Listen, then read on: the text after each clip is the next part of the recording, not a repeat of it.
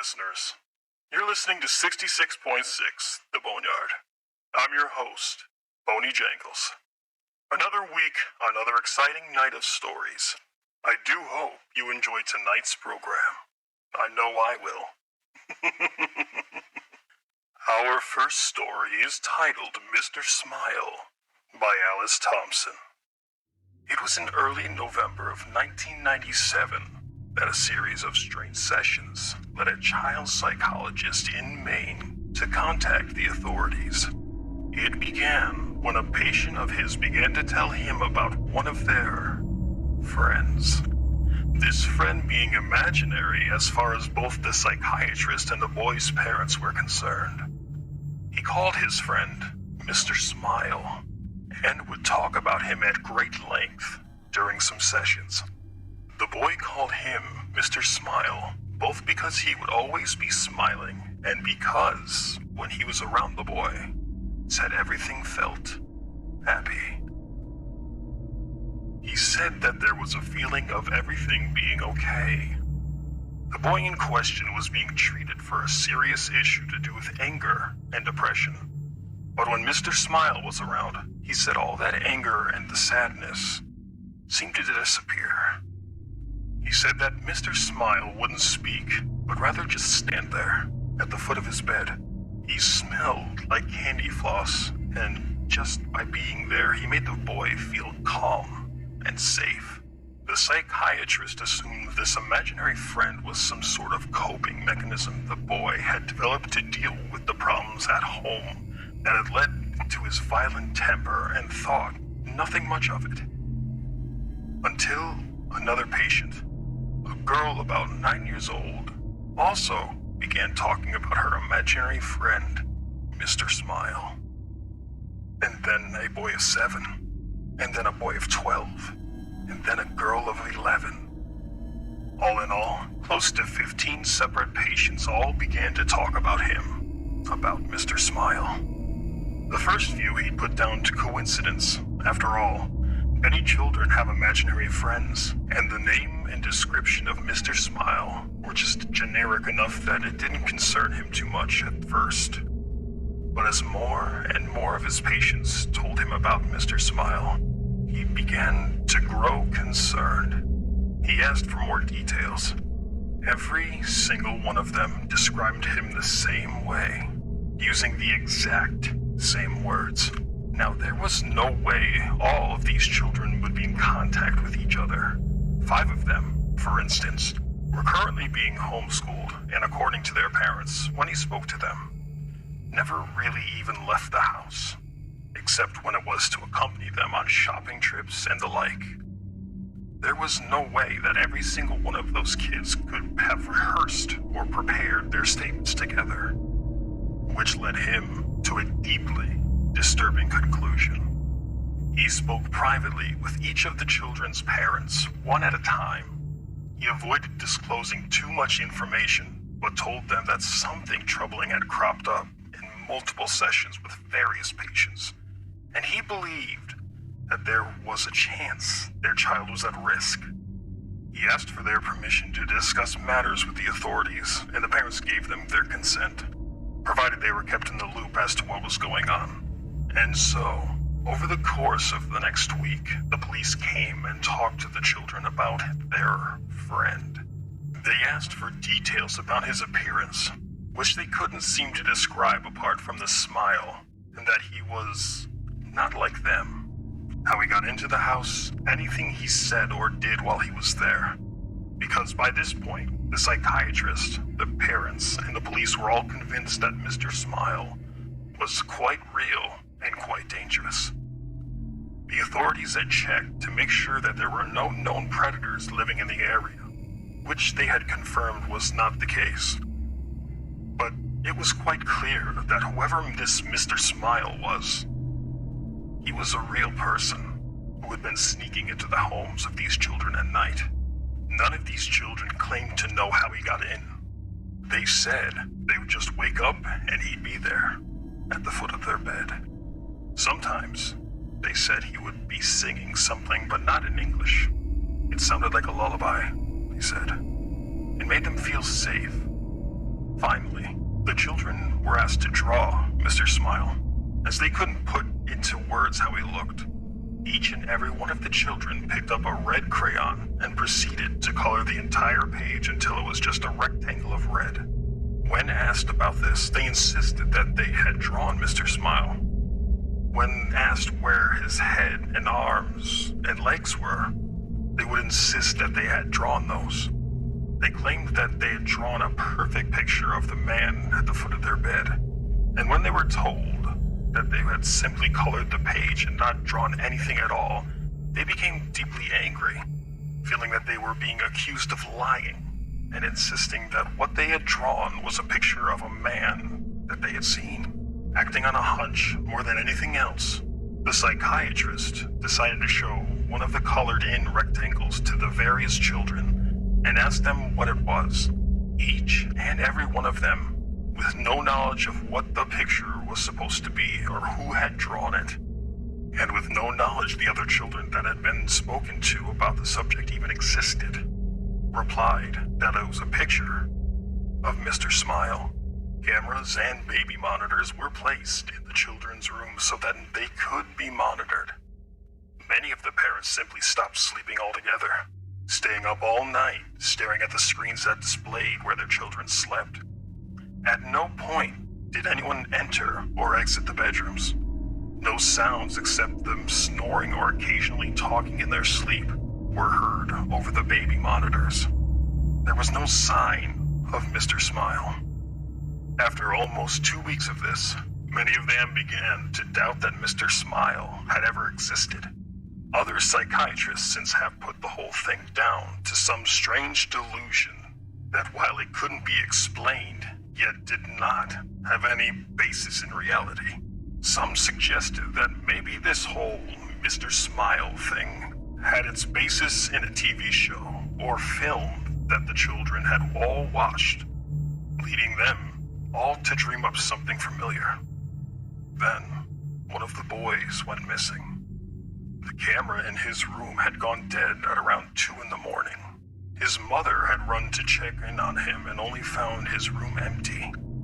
It had literally taken her less than a minute to run into his room. There was no possible way for him to leave or be taken, and be out of her sight in the time it took her to leave the bedroom and run towards his. But he was gone. She said that there was a smell like cotton candy in the room. The search for the boy turned up nothing. No one had seen anything strange or unusual around the home before or during the disappearance, and no trace of him was ever found. It was less than a week later that one of the girls who had spoken of Mr. Smile vanished as well. Then another one of the boys. One by one, each of them began to disappear, until only 4 remained.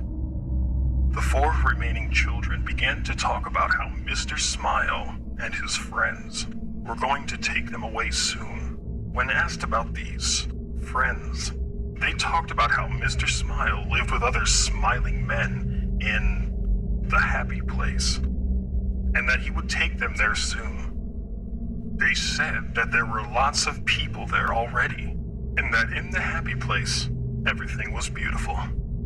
They said that they knew about it because Mr. Smile talked to them in their heads, because he couldn't talk like other people did, and that he would show them the pictures in their heads of the place that they were going.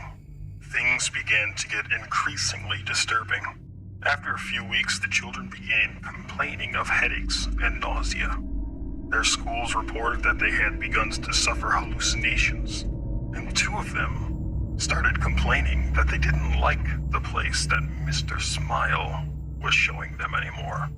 One began screaming for half an hour, acting as if they were having a fit, and screaming for the colors to stop. That the colors were horrible, and that they needed them to go away. One of the children claimed that Mr. Smile was talking to them in their head all the time, and was telling them things, terrible things, but that they couldn't talk about it. That they mustn't, because then their parents would know about the horrible things too.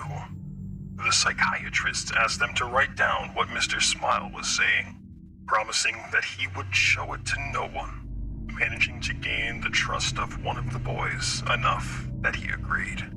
The contents of the book are known only to him and the authorities, but whenever anyone involved has been asked about it, they just get real quiet and quickly find an excuse to change the subject.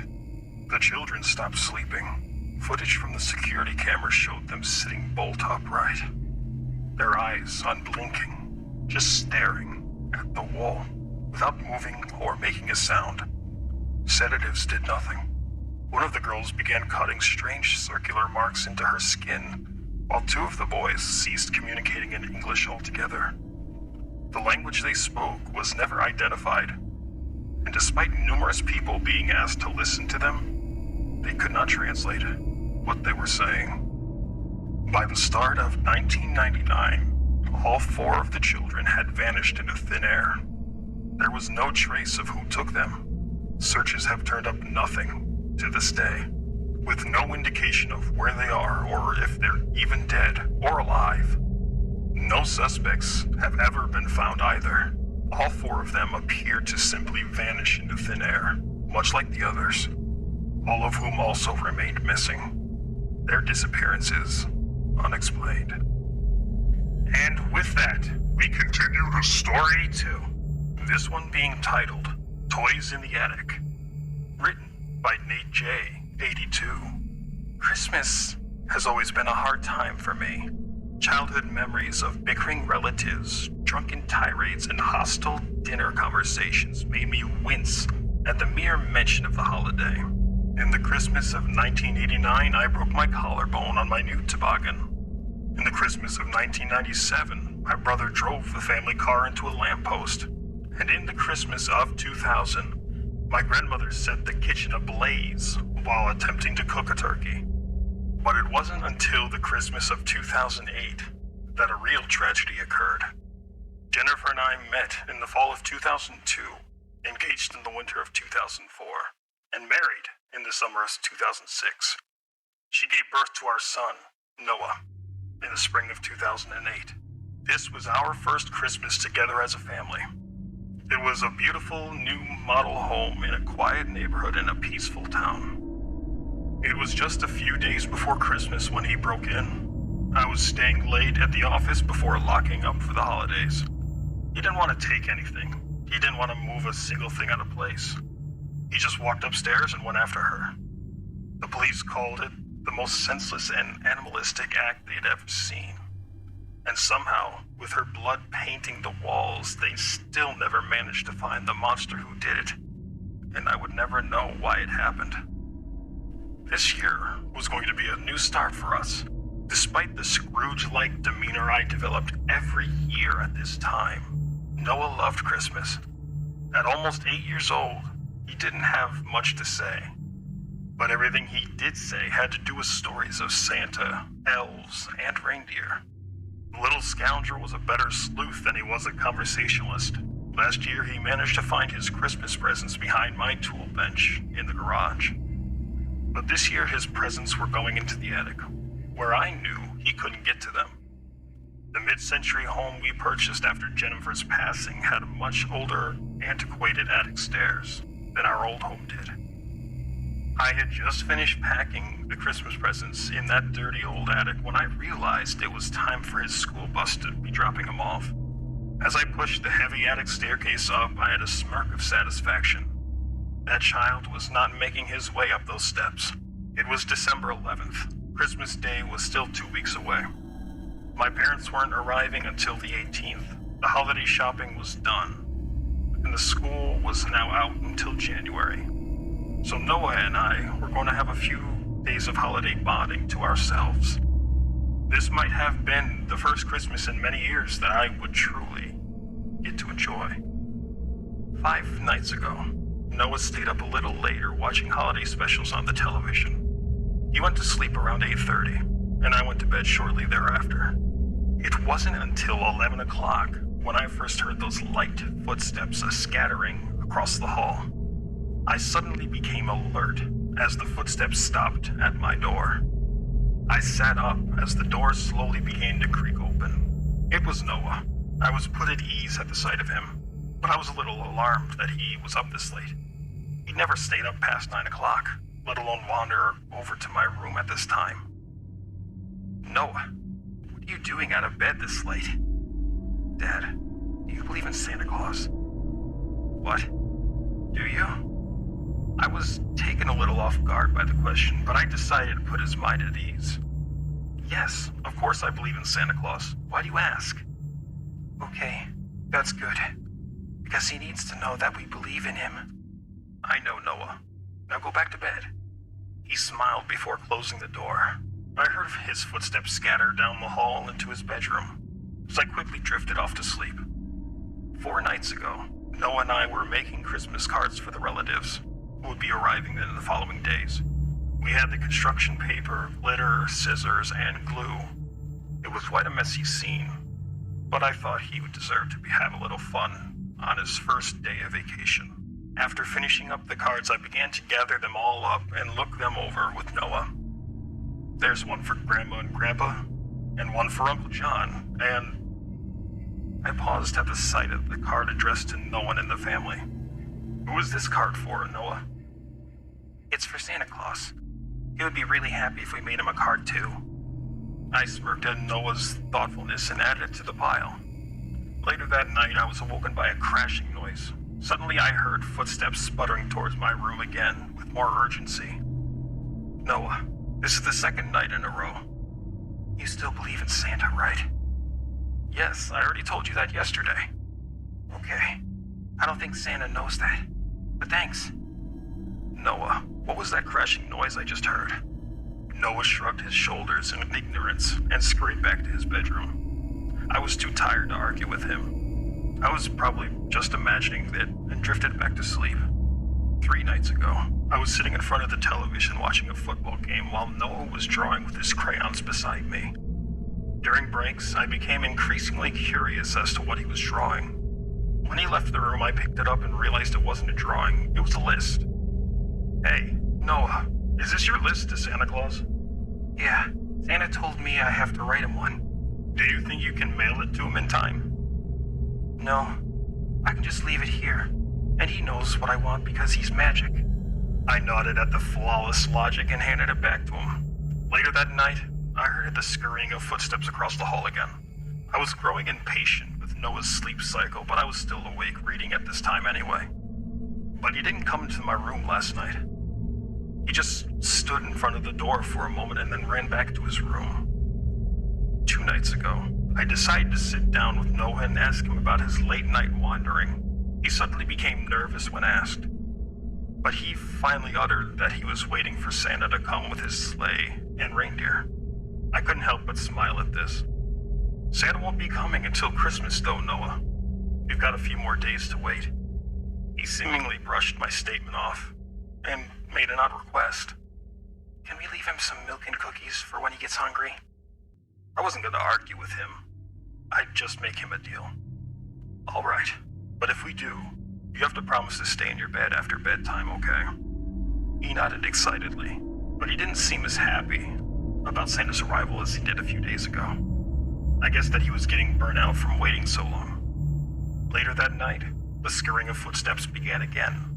At first, they were faint, but then they headed straight to my room.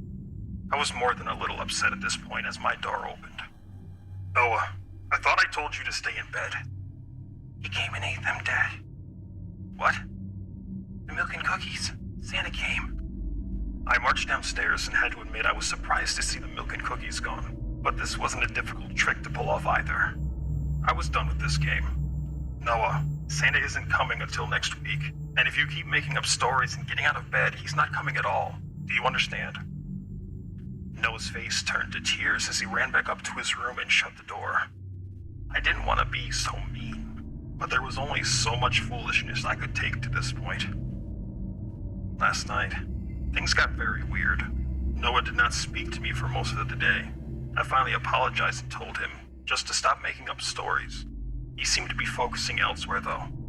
I didn't like the disrespectful attitude he was developing. Would you like to tell the truth about who ate the milk and cookies last night?